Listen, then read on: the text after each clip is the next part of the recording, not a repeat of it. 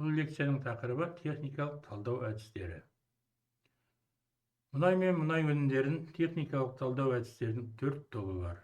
Бірінші, сапалық және сандық талдаудың классикалық әдістерін қолданылатын химиялық әдістер.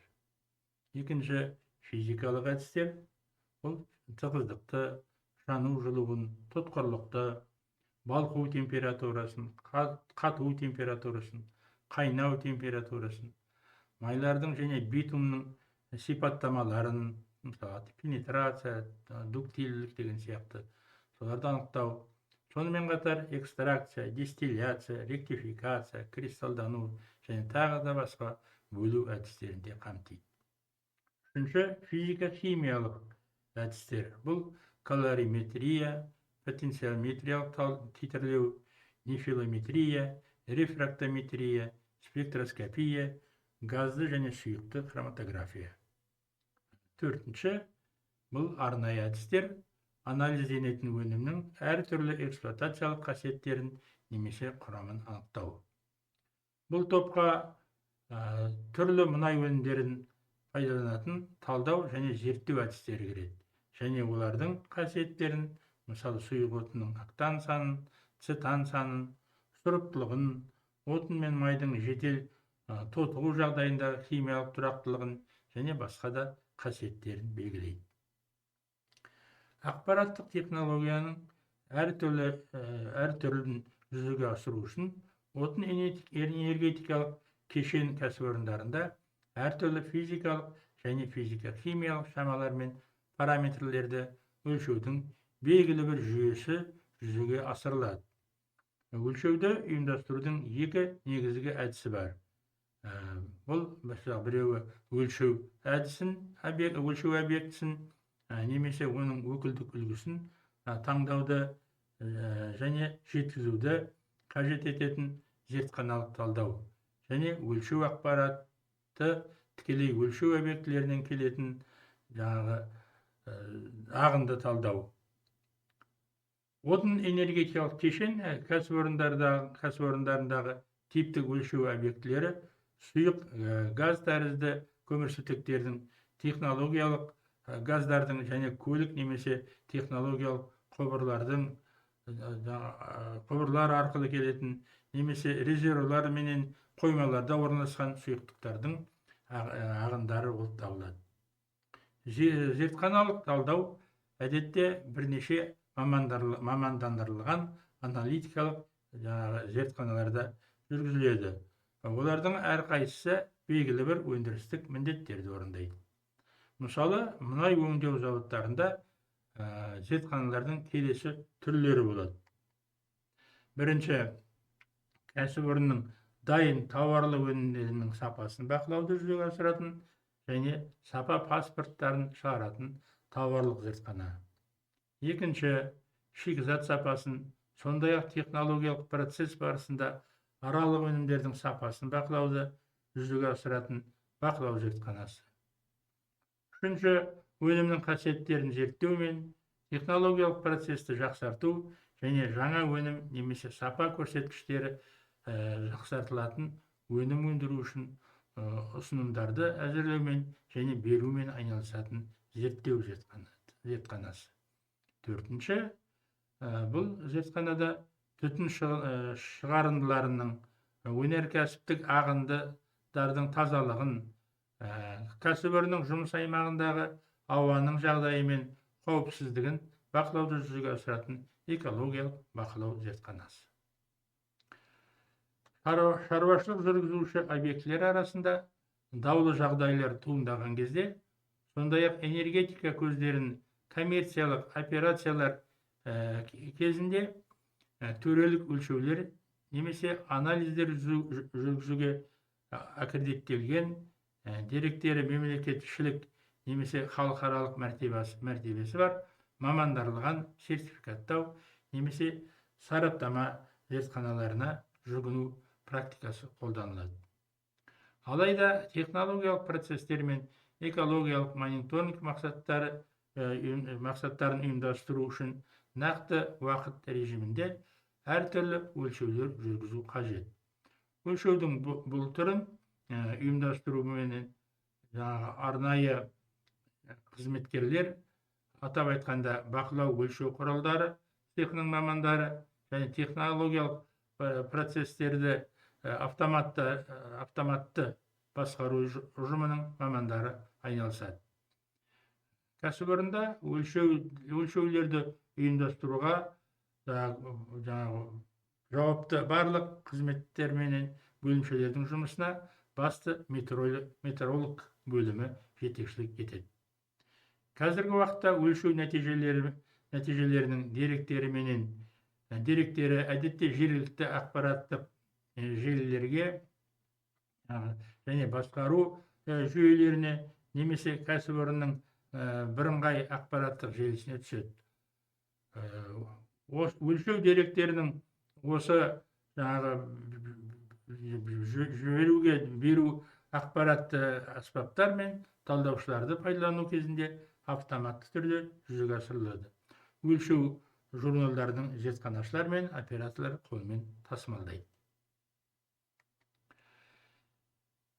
Деректі автоматты түрде беру кезінде аналогы 4-20 миллиампер, 4-тен 20-ға дейінгі миллиампер, 0-ден 1-ге дейінгі вольт, сондай-ақ сандық арналар және байланыс хаттамалары RS-232, RS-422, RS-485 және Modbus, Fieldbus, Profibus, Hard хаттамалары,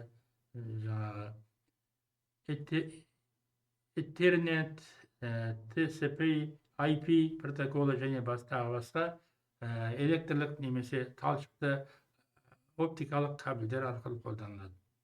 Отын энергетикалық комплекс кәсіпорындарында сымсыз байланыс арналары іс жүзінде қолданылмайды. Мемлекет тарапынан өлшеулерді ұйымдастыру және жүргізу саласындағы зертханалар менен кәсіпорын қызметкерлерінің қызметін реттеу 2009 жылы қабылданған өлшем құралдарының бірлігі туралы заң шеңберінде жүзеге асырылады. Заң атап айтқанда сертификаттаудың, құрылғыларды тексерудің және сынақ жабдықтарын сертификаттаудың жалпы тәртібін анықтайды және федералды және аймақты метрологиялық қызметтер, федералды метрологиялық институттары болып табылатын Қазтех реттеу және Қазстандарт жүйесіне кіретін тиісті ұйымдардың жұмысын анықтайды. Қазақстан Республикасында өлшеулерді ұйымдастырудың негізі физикалық және физика-химиялық шамалардың бастапқы және қайталама мемлекеттік стандарттары болып табылады. Атап айтқанда, отын энергетикалық кешен кәсіпорындарында өлшеулердің дұрыстығын ұйымдастыру және бақылау тәжірибесінде мемлекеттік стандартты үлгілер, тексеру үлгілері және газ қоспалары кеңінен қолданылады.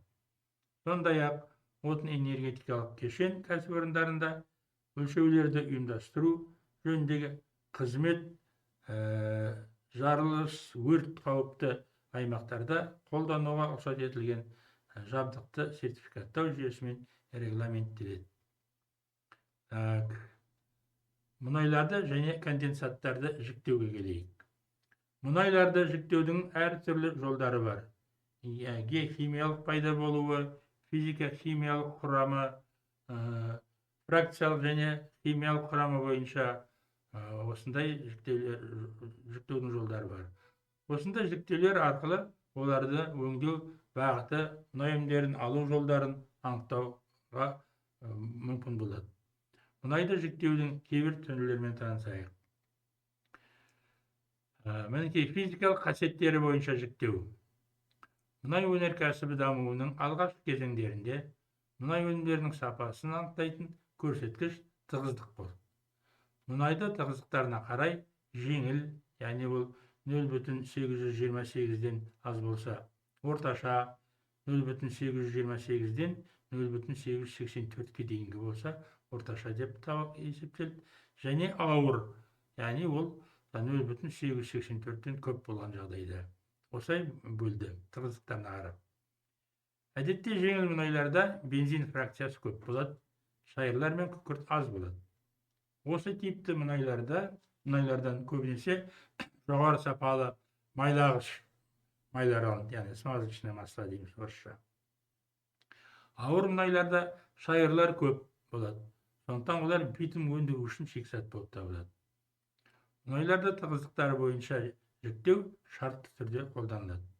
Дегенмен, қазіргі кезде жіктеудің бұл түрі мұнайды тасымалдауда, тапсыру және қабылдау орындарында, мұнай өңдеу зауыттарының мұнайды қабылдаған кезде сапасына тамамен баға беру кезінде қолданылады. Келесі бұл химиялық құрамы бойынша жіктеу. Мұнайларды химиялық құрамы бойынша жіктеуді өткен ғасырдың 60-шы жылдарында Грозныйдың ғылыми зерттеу институты ұсынған.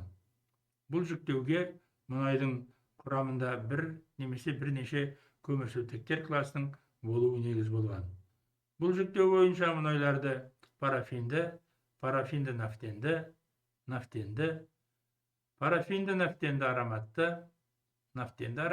ароматты деп бөледі екен. Парафинді мұнайлардың барлық фракцияларында алкандардың мөлшері белгілі мөлшері көп болады. Бензинді фракцияларда 50%-дан кем болмайды. Мұнайлы фракцияларда 20%-дан және одан жоғары болады. Мысалы айталық, оны Маңғыстау жарты аралының мұнайларын алуға болады. Парафинді нафтенді мұнайларда алкандармен қатар біршама мөлшерде нафтендер кездеседі.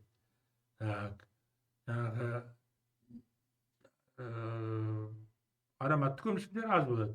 Мұндай мұнайларда шайырлар мен асфальттендер аз болады. Бұл топқа Еділ, Жайық бойы және Батыс Сібір кәсіпорындарының мұнайларын жатады. Қазақстан мұнайларынан мысалы үшін Заборуния мұнайын жаңағы Сазанқұрақ кәсіпорындарын жатқызуға болады. Нафтенді мұнайлардың барлық фракцияларының құрамында 60%-дан және одан да көп циклі алкандар болады. Мұндай мұнайларда алкандар аз болады. Шайырлар мен асфальттендердің мөлшері де шектеулі болып келеді. Нафтенді мұнайларға Бакудың, Дасор, Мақат кәсіпорындарының мұнайлары жатады. Парафинді, нафтенді ароматты мұнайларда парафиннің, нафтендердің және арендердің мөлшері шамалас болады. Ал шайырлар мен асфальттендер 10%-ға дейін жетеді. Нафтенді ароматты мұнайлар нафтендер мен арендердің көп болуымен сипатталады. Әсіресе ауыр фракцияларда. Алкендер жеңіл фракцияларда ғана кездеседі. Онда да көп емес. Ауыр парафиндердің мөлшері 0,3%, ал шайырлар мен асфальттендер 15-20% шамасында болады. Ароматты мұнайлардың барлық фракцияларында арендер көп болады. Ароматты мұнайларға Прорва, Арлан кәсіпорындарының мұнайларын жатқызуға болады. Келесі технологиялық жіктеу. Технологиялық жіктеуге мұнайды тасымалдау және өңдеу немесе өнімдердің белгілі ассортиментін алу үшін маңызы бар белгілер негіз болады. Мұндай жіктеу белгілі бір мұнайды өңдеу технологиялық сызбасының вариантын анықтауға мүмкіндік береді. Шетелде технологиялық жіктеулердің әр түрлері бар. Мысалға, тмд елдерінде өңдеуге түскен мұнайды ГОСТ, яғни государственный стандарт деген 912-66, яғни 1967-1980 жылдары қолданылды. Немесе ГОСТ 38.1197-80, бұл 1980 жылдан бастап қолданылып келеді. Оны осы стандарттарға сәйкес және мұнайға деген техникалық талап ГОСТ 9965-76 стандартына сәйкес жіктеледі. Мұндай жіктеу кезінде жеке мұнайдың немесе мұнайлар қоспасының құрамында күкірттің 350 градус Цельсияға дейінгі қайнайтын фракциялардың қатты парафиндердің, базалық майлардың мөлшерін және сапасын, реактивті керосиндерді, қысты және жаздық отындарын алу мүмкіндігін тағы сол сияқты есепке алады. Күкірттің мөлшеріне қарай мұнайды 3 классқа бөледі. Яғни күкірттің мөлшері 0,5% дейін болса, ол жаңағы күкіртті, аз күкіртті деп аталады, классқа жатады. 0,51-ден, яғни бірінші классқа жатады.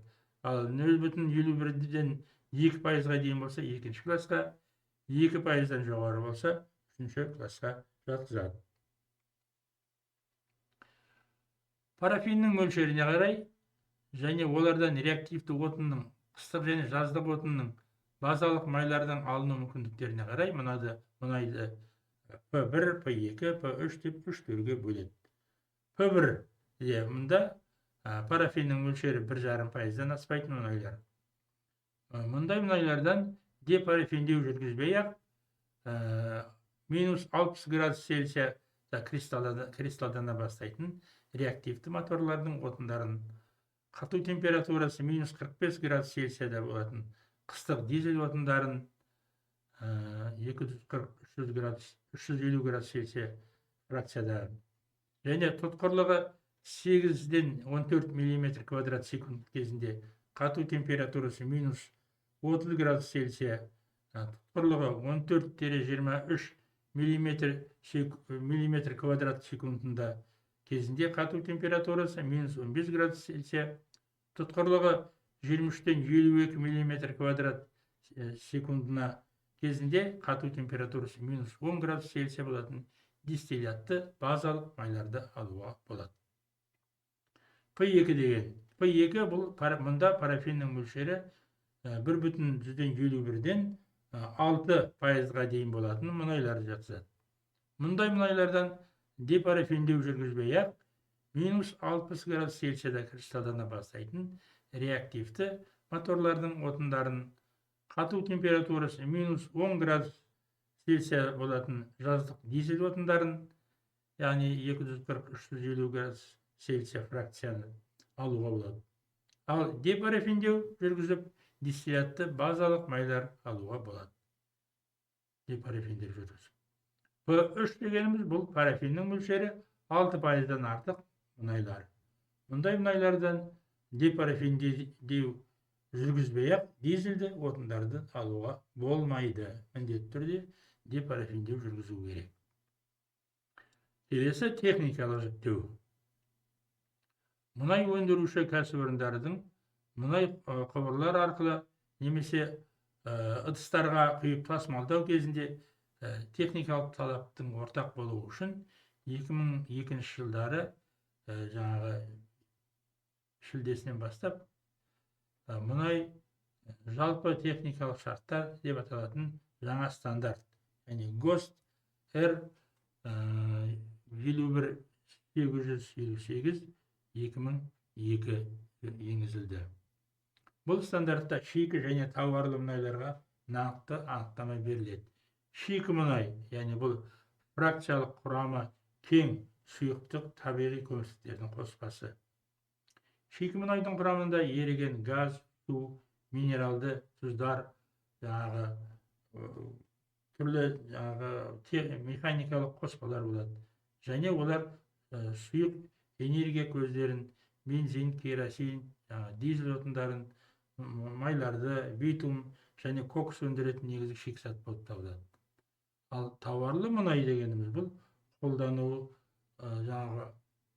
қолданыстарға, яғни реактивті және техникалық құжаттардың талаптарына сәйкес келетін тұтынушы қолданысына дайын мұнайлар. Жалпы күкірттің мөлшеріне қарай конденсаттарды 3 классқа бөледі. Күкіртсіз бірінші. Мұндағы жалпы күкірттің мөлшері 0,5%-дан артық емес. Әдетте мұндай конденсаттарды күкіртті қосылыстардан тазартпайды. Екінші класс бұл күкіртті. Жалпы күкірттің мөлшері 0,5-ден 0,8% аралығында. Мұндай конденсаттарды және олардың дистиллятты фракцияларын тазалау қажеттілігі қойылып отырған талаптарға байланысты шешіледі. Үшінші класс бұл жоғары күкіртті. Жалпы күкірттің мөлшері мұнда 0,8%-дан жоғары. Бұл конденсаттарды өңдеу жүйесінде күкіртті қосылыстардан тазарту міндетті түрде іске қосылады. Ароматты көмірсутектердің массалық үлесі бойынша газды конденсаттарды 3 типке бөледі. А1, яғни ароматты көмірсутектер 20%-дан кем болмау керек. А2 15 пен 20%-ның аралығында және 15%-дан кем болу керек. Бастапқы қайнау температурасы 200 градус Цельсиядан жоғары фракциялардағы қалыпты құрылысты парафинді көмірсутектердің мөлшерін реактивті қысқы дизель отындарын және сұйық парафиндерді алу мүмкіндігіне қарай газды конденсаттарды 4 түрге бөледі. N1, яғни бұл жоғары парафинді 200-320 градус Цельсия температурада қайнайтын фракцияда комплекс түзушінің мөлшері 25%-дан кем болмайды. Мұндай конденсаттардан сұйық алкандар, реактивті және дизельді отындар депарафиндеу процесін қолданған жағдайда алуға болады. N2 парафинді 200-320 температурада қайнайтын фракцияда комплекс түзушінің мөлшері 18-ден 25%-дан массаға тең болады. N3 бұл төмен парафинді, яғни мұнда 200-320 градус температурада қайнайтын комплекс түзушінің мөлшері 12-18%-дан артық болмайды. Төртінші, парафинсіз дизельді фракцияда комплекс түзушінің мөлшері 12%-дан аз болады. Фракциялық құрамы бойынша конденсаттарды 3 топқа бөледі. F1 205 градус Цельсияға дейін қайнайтын фракциялық құрамы жеңілдетілген конденсаттар. Бензин фракциясының шығымы 80%-дан кем емес, массалық пайыздан. F2 аралық фракциялардың құрамы бар. 250-320 градус Цельсияда қайнайтын конденсат. F3 бұл қайнау температурасы 320 градустан жоғары конденсат. Сонымен, мұнай тәрізді газды конденсатқа да техникалық сипаттама шифрін белгілеуге болады. Сол арқылы оны өңдеу бағыты анықталады. Мысалы, Уренгой кен орны конденсатын конденсатын 1А3 H1 N1 F3 шифр арқылы белгілейді. Мұндағы 1 деп отқанымыз бірінші класс деген сөз, яғни жалпы күкірттің мөлшері 0,2%, массалық пайыз. A3 деп отқанымыз конденсаттың типі көрсетеді, яғни ароматты көмірсутектердің мөлшері мұнда 10%-дан аз деген сөз. N1 бұл түрін көрсетеді, яғни 200-320 градус температурада қайнайтын фракцияда комплекс түзушінің мөлшері 60%-дан массалық пайызға дейін деген сөз. F3 деп отқанымыз бұл конденсаттың қайнау температурасы 360 градус Цельсия деген. Конденсаттардағы күкірттің мөлшері тең аралықта құбылады, яғни масса пайыз бойынша. Мысалы, Уренгой, яғни Сибирьдегі және Толқын деп отқанымыз Маңғыстау түбегіндегі алынған конденсаттар, бұлардың тығыздығы 0,1 күкірттің мөлшері, бұларда күкірттің мөлшері 0,1-ден 0,4 аралығында. Ал Қарашығанақ пен Орынбор конденсаттарында күкірттің мөлшері 1,18-ге дейін. Астрахань және Теңіз кен орны конденсаттарында күкірттің мөлшері 1,37 массалық пайызға дейін екен. Күкіртті қосылыстарды идентификациялау нәтижелері олардың әртүрлі екендігін көрсетеді. Мысалы, Орынбор кен орны конденсаттарынан газ сұйықтық хроматография әдісімен 16 тиоциклондар, 34 тиоалкандар, 22 алифатты тиолдар анықталды. Яғни күкіртті қосылыстар болады. Күкіртті және жоғары күкіртті конденсаттардың лайлану және қату температуралары негізінде олардан төмен болып келеді. Мысалы, минус 60 градустан төмен. Көмірсутектермен салыстырғанда сәйкес күкіртті қосылыстардың термиялық тұрақтылығы тұрақты болып келеді. Қыздырып өңдеу процесі кезінде күкіртті қосылыстардың күкіртті сутекке және тиолдарға ыдырауы олардың коррозиялық және өңдеу өнімінің сапасын нашарлататын қасиеттері бар. Күкіртті конденсаттарды қыздырғанда алдымен меркаптандар, артынан күкіртті сутек бөлінеді. Назарларыңызға рахмет.